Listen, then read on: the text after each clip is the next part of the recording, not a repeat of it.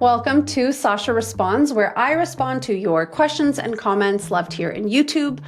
The question that I am going to respond to today was selected by my producer, not by me, and I'm going to take a look at it and kind of give you my spontaneous, off-the-cuff reaction. So let's take a look at the question for today. Okay, so this question comes from Randall Walter, and it says, I have a relevant thought I've had in relation to the metaphor of gender and denial-based identities. I see using the affirmation-only model for people with gender self-perceptions outside of reality as analogous to an affirmation-only approach for forms of body dysmorphia such as anorexia. People can develop warped perceptions of themselves, and to medically treat people in accordance with their disconnected understanding of themselves can have devastating consequences. I know you're a trained and educated psychologist, which I'm not. I'm a licensed counselor. But if you think we can gain understanding from how we approach forms of body dysmorphia, that can inform us on how to help people that struggle with denial-based identities regarding gender. Okay, Randall, thank you so much for your question.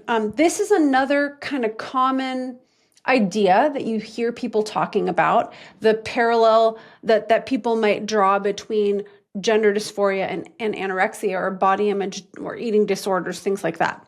Now, there's a lot of ways that it's different and some ways that it's similar, but I want to just kind of start by saying, this is a challenge I have, honestly, when writing scripts because it's so individually based. And as I talked about in many recent videos, gender dysphoria can be a totally different experience actually for different people.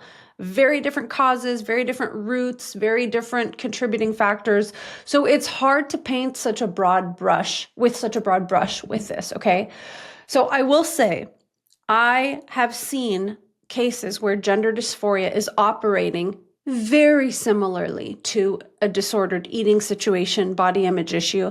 And I've seen lots of cases where it has absolutely nothing to do with anything along those lines. So I could probably make, a 5-hour video about this, but I'll just give you a couple of brief things.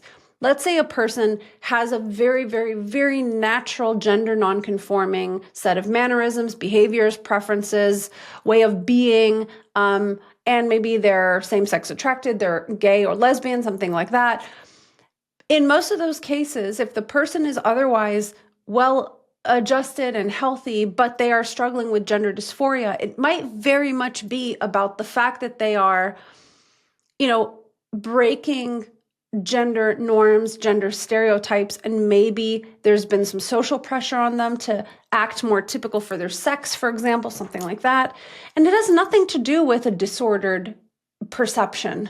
It's really about developing, in my opinion, certainly those people, if they wanted to, they could pursue transition. But I think in those cases, it's about helping the person to embrace and accept the ways that they fall outside of gender norms. It's not so much about body distortion per se, okay? I also think sometimes with the erotic embodiment desires type of contributing factor to gender dysphoria, this feels much more intimate and personal. It's not so much about a distortion of perception, but it feels almost like this deeply intertwined thing that's going on with your sense of self, your sexuality, your comfort in your own skin, things like that. Now, that being said, I think a lot of people can have a flavor of their dysphoria that is similar to how disordered eating might look or anorexia might look.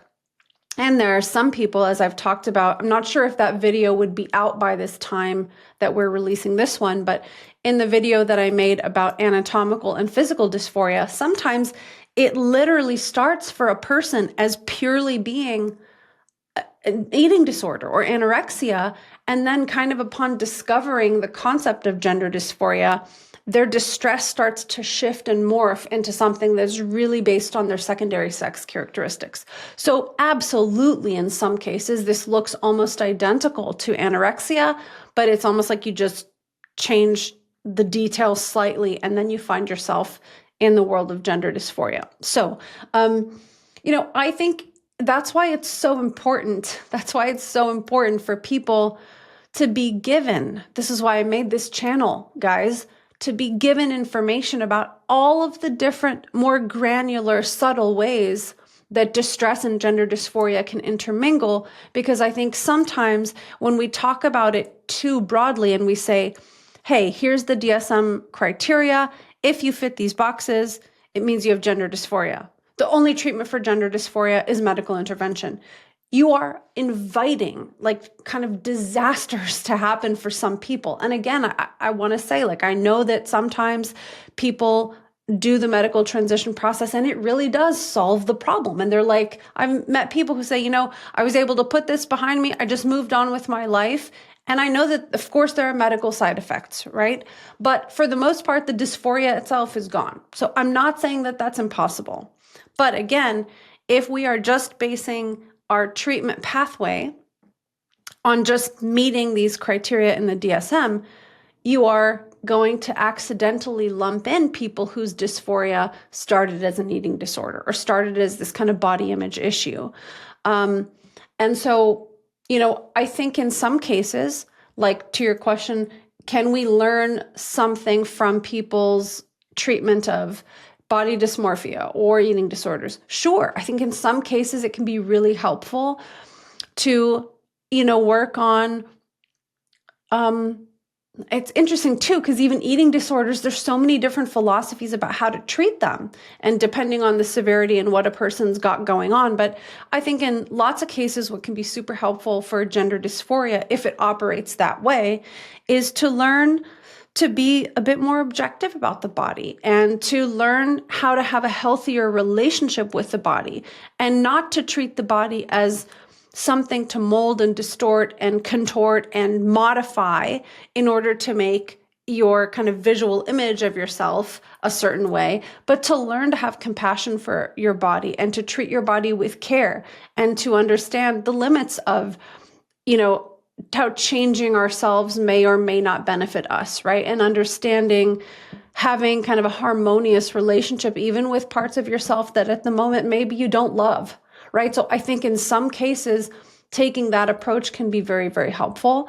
And, I will say one of the things that can be overlapping is the kind of incredible distortion that some people have in the way they experience their gender dysphoria. And so if you have a person, especially if a person's quite young, and they're, again, maybe reading certain types of material or activist mantras that make them think that you can just pick what sex you want to be in, that it's a very kind of easy process, that can create a lot of distortions, which might be similar to a body dysmorphic disorder. And so some people might describe their biological sex as a birth defect or something, that their biological sex is inherently flawed.